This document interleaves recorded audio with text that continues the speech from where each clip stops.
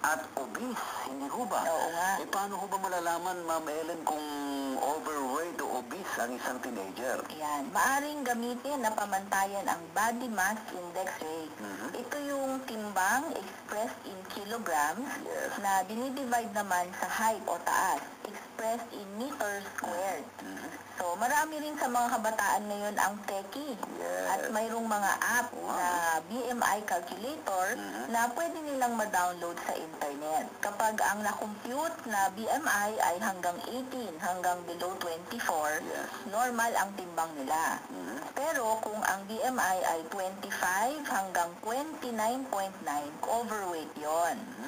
Samantala, kapag naman mas mataas naman sa 30 o 30 ang BMI, obese nang maituturing ang isang tao. Kapag naman mas mababa sa 18, underweight na yung bata. Ayan na, mga teenager ha, mga kabataan na tulad ko ay i-check nyo na rin po ang inyong timbang, ano ho? Baka naman kayo'y overweight o obese na, ha? Bakit ho ba mahalagang magkaroon ng tamang timbang habang bata pa? Yan, alam mo Ray, mataas ang tsansang manatiling overweight or obese ang isang adolescent kung hindi siya magkakaroon ng tamang timbang. Kadugtong nito ang mas mataas na risk ng pagkakaroon ng mga non-communicable diseases tulad ng diabetes, high blood or hypertension, pati na sakit sa puso at cancer. Oo nga ho, Mama Ellen, pansin ko nga rin ho na pabata ho ang mga nagkakaroon ho ng mga ganyang karamdaman, ano ho? Meron nga akong kilala, 20 years old pa lang, Mama Ellen. Nako, mayroon ng blood, alta presyon na. Ano ho ba ang maaring gawin para maiwasan ang pagiging overweight o obese? Sa ating mga kabataan, kailangan ninyo ng tamang diet at healthy lifestyle. Yan. Dapat kumain ng tamang dami lamang.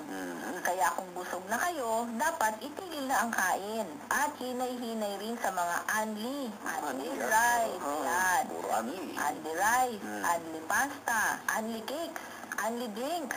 Iwasan din yung mga pagkain masyadong mataas sa calories tulad ng cake, pastries at chocolates.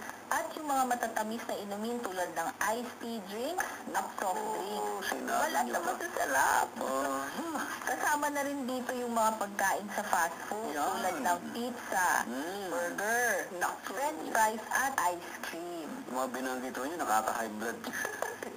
Nako, ano naman ho, Ma'am Ellen, ang inyo ho may papayo sa pagkakaroon ng active lifestyle? Yan, recommendation ng World Health Organization para sa mga bata na magkaroon ng 60 minutes na moderate to vigorous intensity physical activity o 1 hour.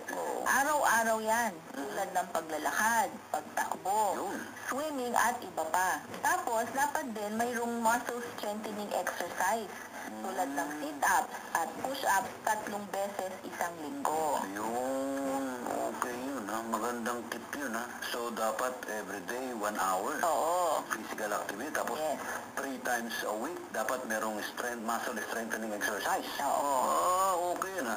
So, Ma'am Ellen, ano ho ba mga tip ho ninyo para po sa nutrition ho ng mga teenager? Yan. Katulad din sa ibang age group, Ray, kailangan ng mga teenager na kumonsumo ng iba't ibang uri ng pagkain araw-araw para makuha ang lahat ng nutrients na kailangan ng katawan sa isang araw. Kailangang present ang 3 food groups sa tuwing kumakain. Ang Go, Grow, and Glow foods.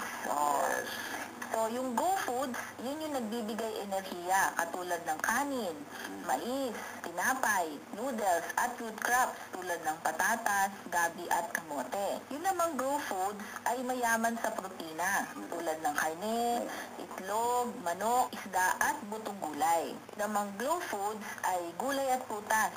Nire-rekomenda ang pagkain ng 3 serving ng gulay at 3 serving ng prutas araw-araw. Yan. Kaya lang, sabi na iba, pag walang budget, wala. Pwede naman. Ano ho, ang mga kabataan ho natin madalas ho'y conscious sa kanilang katawan. Oo. Lalo na mga kababaihan. Ano masasabi ho ninyo, Ma'am Ellen, dun sa mga, ng mga nagbabawas ho ng timbang, kahit nga mga underweight na, Nako, hindi nakakabuti ang ganyang eating habit, Ray. Opo. Ang paglilimita sa uri at dami ng kinakain ay maaring magdulot ng malnutrisyon. Pwede silang maging sakitin, bumaba ang kanilang school performance, mawala ng gana at mabilis mapagod. Mahalaga yung pagkain ng tamang dami at ibang uri ng pagkain para sa malusog na pangatawan at masuportahan ang paglaki at pagdevelop ng katawan nila. So, Ma'am Ellen, napag-usapan na rin ho natin yung mga eating habit, Yes. ano ho, sa mga teenager. Ano ho masasabi ho niyo sa mga nag-skip naman ho ng pagkain, ng meals, madalas almusal, ha? Ay, oo. Oo. Marami kasi sa ating mga kabataan ay busy sa school at extracurricular activities. Pero syempre, hindi excuse ang pagiging busy para hindi kumain ng tama. Correct. Maganda na sanayin na ang sarili na magkaroon ng good eating habits dahil maaring madala nila ang habit na ito sa pagtanda. Iwasan ang pag-skip ng meals, almusal, tanghali man o hapunan. Ulitin ko yun ho, ha, sa mga teenager. Actually sa lahat Oo. Iwasan na huwag kayong kakain sa almusal, Ha? tanghalian, at hapunan. O, di ba? Kailangan hindi nag-skip, ha? Yes. So, Ma'am Ellen, ano naman ho yung mga dapat iwasan ho, limitahan ng ating mga teenager? Ray, review. Naalala mo ba ang kumainment number 8? Confinement number 8. Abay, syempre naman, Ma'am Ellen, hinay-hinay sa maaalat, mamantika at matatamis. Tama.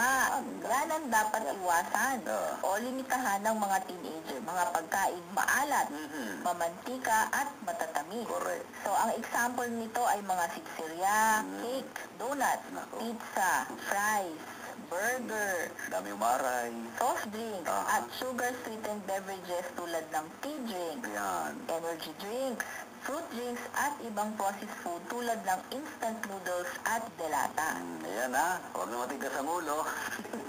Paulit-ulit ho namin sinasabi ho yan dito sa ating program, ano mga kababayan. Sa lahat ho ng mga teenager na nakikinig po sa atin, tandaan po natin ang mga naibahagi ni Ma'am Ellen para po sa tamang nutrisyon. Mga parents, mga maging gabay sa inyong anak para humatiyak ang kanilang nutrisyon at hindi aasa ang mga teenager sa barkada at mga patalastas ng mga pagkain. Para naman po sa karagdagang katanungan ho, Ma'am Ellen, ang ating mga taga-subaybay, saan po sila maaaring magtungo-tumawag? Yan, maaari po kayong pumunta sa Nutrition Office sa inyong mga munisipyo, lungsod o lalawigan. Tumawag din po kayo sa National Nutrition Council sa numero 843-0142, 843-0142. Kung may